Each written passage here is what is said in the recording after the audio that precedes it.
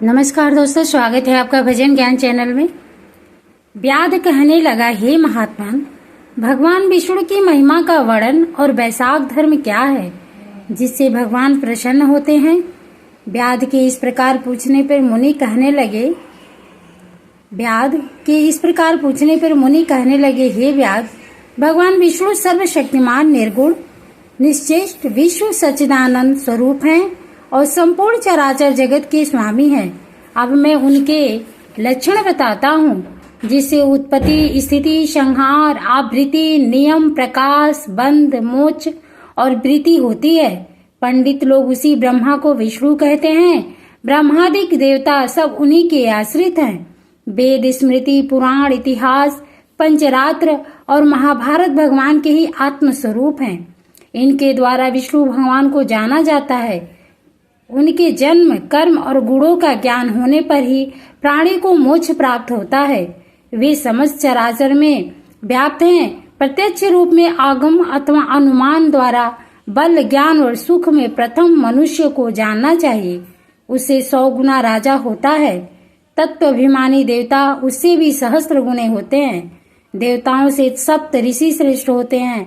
सप्त ऋषियों से अग्नि, अग्नि से सूर्य, सूर्य से बृहस्पति, बृहस्पति से वायु, वायु से इंद्र, इंद्र से पार्वती और पार्वती से जगत गुरु महादेव, उनसे बुद्धि देवी और बुद्धि से प्राण बलिष्ठ होते हैं।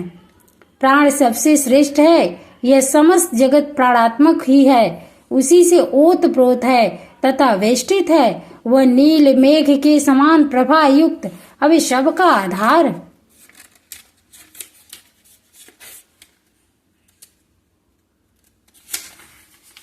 भूत है। इसी को सूत्र कहते हैं। लक्ष्मी के कटाक्ष मात्र से इसकी स्थिति है। तब व्याध ने पूछा, भगवान विष्णु की एकमात्र कृपा पात्र लक्ष्मी देवी हैं। उनके समान कोई नहीं है। जीव में प्राण नामक सूत्र कैसे हुआ? हे मुने, मुझे यह बताने की कृपा करे कि परमात्मा प्राण से अधिक कैसे हैं। तब शंख कहने लगे, हे व्याध, प्राचीन समय में नारायण भगवान कमल योनि से ब्रह्मादिक देवताओं की रचना करके कहने लगे, मैं ब्रह्मा को तुम्हारा राजा बनाऊंगा और जो कोई तुम में सर्वश्रेष्ठ हो उसी को तुम युवराज बनाओ। जब देवताओं ने यह बात सुनी तो आपस में युवराज बनने के लिए सब विवाद करने लगे और जब कुछ निर्णय न हुआ तो फिर भगवान को जाकर कहने लगे, हे भगवान, हमको तो कोई भी सर्वश्रेष्ठ दिखाई नहीं देता। इसका तो आप ही निर्णय करिए। भगवान ने हंसकर कहा, मेरे विराट रूप में जिसके निकलने से शरीर गिर पड़े और प्रवेश करने से शरीर खड़ा हो जाए, वही सर्वश्रेष्ठ है। तब जयंत भगवान के पैरों से निकल गया तो वह शरीर पंगु तो हो गया परंतु गिरा नहीं। दक्ष प्रजापति गुहेंद्रियों में से निकल गए तो उन्हें घड़ कहने लगे। इंद्र हाथों से निकल गया तो उसे लूला कहने लगे। नेत्रों से सूर्य के निकलने पर उसे काना कहने लगे। नासिका से अश्विनी कुमारों के निकलते उन्हें नकटा कहने लगे। कानों से 10 दिशाएं निकली तब लोग उन्हें बहरा कहने लगे। जीव के वरुण के निकलने पर उसे अर्शज्ञ कहने लगे। बाड़ी से अग्नि निकला तो उसे गूंगा कहने लगे। रुद्र मन से निकले तो उन्हें जड़ कहने लगे। सबके निकल जाने पर भी शरीर गिरा नहीं, मगर फिर प्राणों के निकलते ही देह गिर गई और उसको भूत कहने लगे। तब देवता आपस में विस्मय करके कहने लगे कि हमसे जो इस देह को उठाने में समर्थ होगा वही सर्वश्रेष्ठ और युवराज होगा। पुनः सभी देवताओं ने कर्मबद्ध रूप में प्रवेश किया परंतु शरीर मृत ही रहा। सबसे अंत में प्राणों की प्रविष्ट होते ही शरीर उठकर खड़ा हो गया। इसी कारण प्राण सर्वश्रेष्ठ युवराज